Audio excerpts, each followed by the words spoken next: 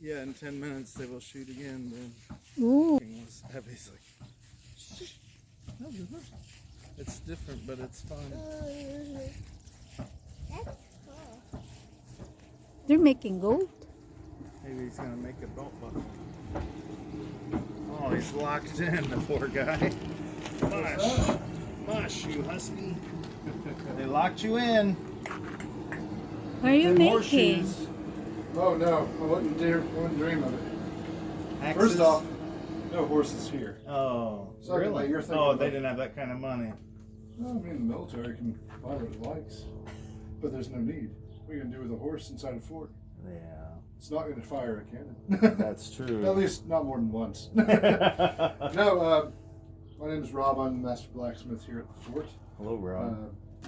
Just to give you a quick idea, today I'm actually working on making some more tools. A lot of what my job here for the fort is repair work. And despite the fact that you might think on a hot day that this would be a brutal punishment, I'm probably the most comfortable here right now. I'm gonna hold JJ That there. being said, I can walk out into the sun and it'll feel much cooler out there than it does right here. Yeah. Yes, I'm working right now here in the forge. I'm pumping the bellows. This is what this fellow here is. Bellows works like your lungs. So essentially when I pull my lever down, it takes a big breath. When I let go, it just slowly blows its nose there into the forge. That's the furnace. And inside my forge, I've got charcoal and wood. Most of the time, you'd expect to see things like proper coal in a forge. But at the fort, we can make charcoal, which means it's free. Coal, on the other hand, costs money. That's really important for me to consider, considering that my whole job is essentially to make money. I'm not a part of the military. Forgive me, I'm doing a little jumping to try to get a little bit of a head on that hot end down there. Slowly but surely, this is going to get turned into a punch so that I can punch holes in other pieces of metal. I have to keep straightening it out. And as I do this, eventually this will kind of balloon out and flatten. So I'll have a proper place to hit it with a hammer when it's time to punch holes in things. Similar to this old one having a little bit of a couple of cracks formed down here, so this guy's going to get put back in the forge and either reforged into a proper punch or turned into something different. You can't much melt with that Oh, setup. I wouldn't want to melt it. That would be like a smelter or a foundry. And unlike a foundry, I don't work in molds, so I need everything solid. To give you a different idea, though, because I am operating at high temperatures. Actually, you know what? Let me put this little guy in, and I'll show you.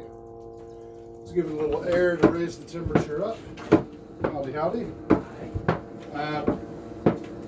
Again, if we were in a foundry, I'd probably have a crucible in here. I'd be melting down, lead or pewter or really anything that I could get the temperature up hot enough to liquefy. In blacksmith shop, liquefaction is bad. I'm not even sure if that's a word.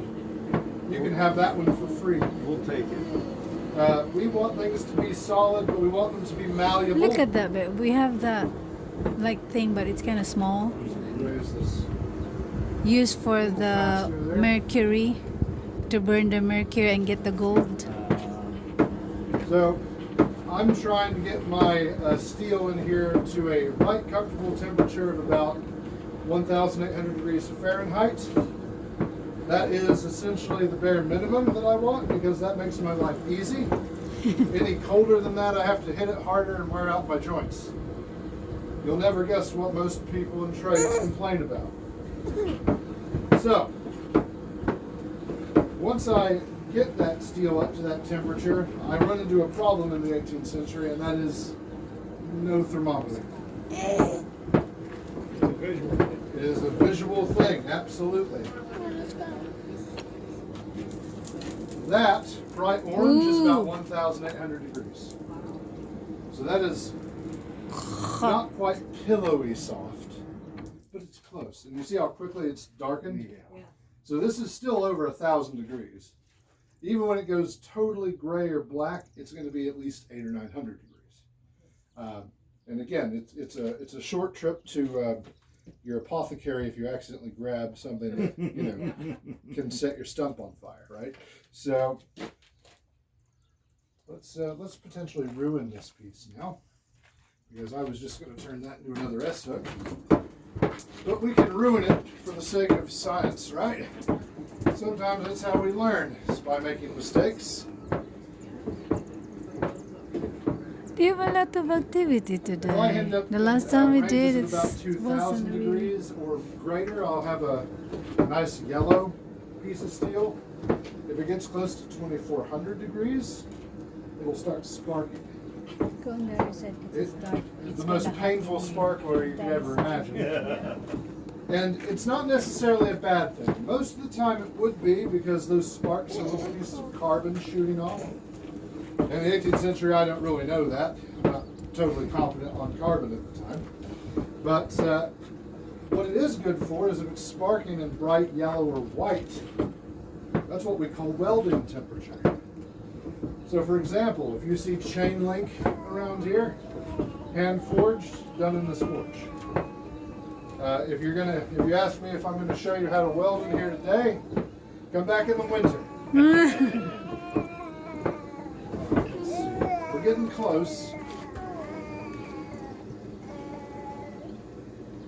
This is also why I need apprentices, which we've got 2 volunteers, I assume. Here. They might be a little bit young. You want to pull it? That's actually another part of my business, is the blacksmith, especially as the master blacksmith.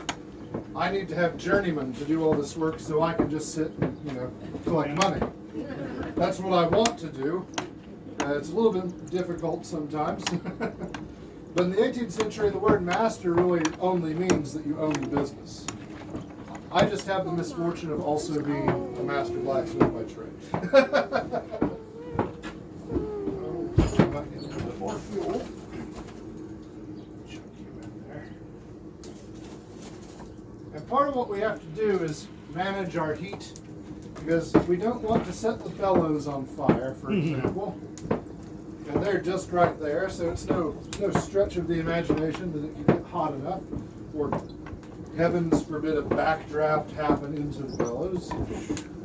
It's not going to happen. Not today. We're not building new bellows today.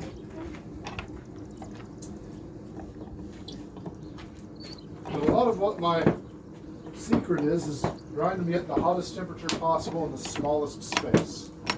And to do that, a lot of times, people will look at this and kind of think of it like roasting a marshmallow. Not to use a too modern equivalent, right? When you roast your marshmallow, you hold it up here. Well, if you did that with steel, you'd be here for years. Where's the heat in the fire? It's in the coals. So we bury our steel into the coal. Let's just have a look. Let's see how we're doing. Well, we cooled Oh, down. that's soft. We'll bury that a little deeper. That's the other problem in the 18th century, is it's a very improper science as far as where's the hottest spot in the forge. You could find out, I suppose, but you don't want to.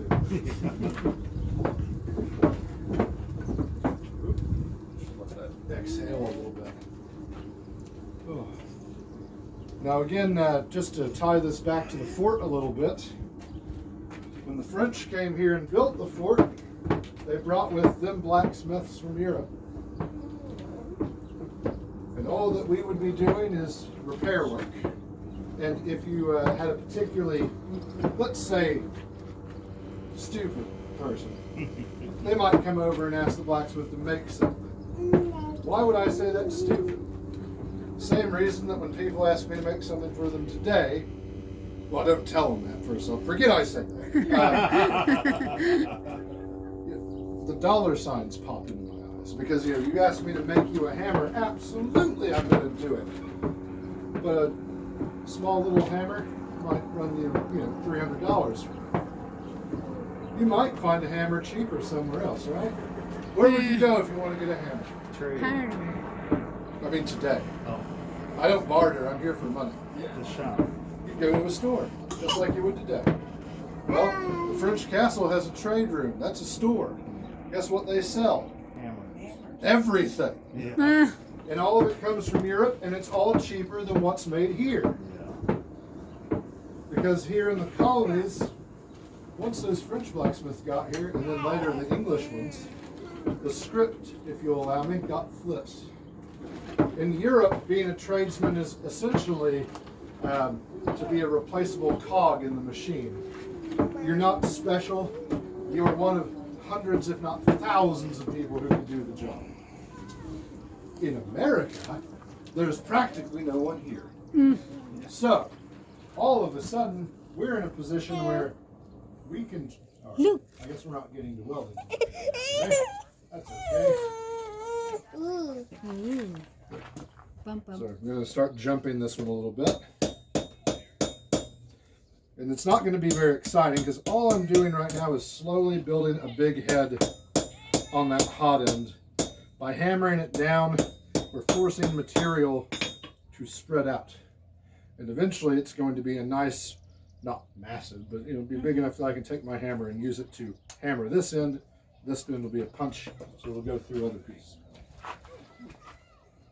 But this is telling me that I need a lot more fuel because it is taking too long to get there. Oh no. Oh, a man with a gun. Let's go. Here. That's the other nice part about being in the trades. We don't have to worry about that. That's their job. They come to me when they want things fixed or if they've had a particularly good payday, which they never do. Yeah. Because they're soldiers. It's the same. So, long and short, again, when you look at this shop, and please don't judge this one, this one's very small. Yeah. The French blacksmith shop would have been over in that parade ground over there, across the path. There were 5 smiths originally, so you would have had 5 forges, 5 bellows. Apprentices, we don't really have a good count, but considering that just through that gate there was a little town called the Bottoms, maybe a town's a strong word, a settlement. One of the nice things as a blacksmith, as a tradesman really, is that those people down there, they're all farmers. Yeah. Poor people. Yeah.